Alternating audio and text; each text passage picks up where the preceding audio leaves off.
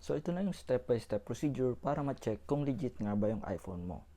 So, unang step, i-copy yung serial number mula sa settings, and then hanapin yung about phone section, and then i-copy yung serial number. After that, punta tayo sa website na to, yung checkcoverage.apple.com. So, lalagay ko rin sa description ng video na to yung mismong link ng website na to. So, pag open natin ito yung website. Check your when you sign in with your Apple account, you will see your device. Pero dito, hindi natin kailangang mag-sign in. Scroll lang natin pababa.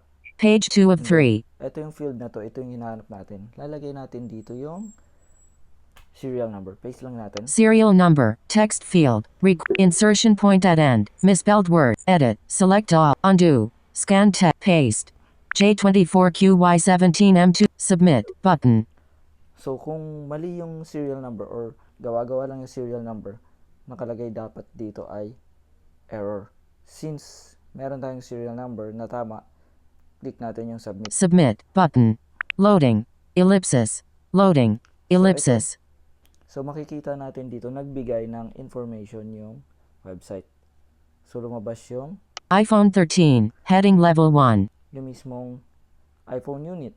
And then, merong coverage. Purchase date. Kung kailan nabili. December 2024. Serial number. J20. Your coverage. Limited warranty. Expires. So, pag ito yung information, lumabas, nakita mo yung mga ganitong information, ibig sabihin, legit yung iPhone mo. Okay.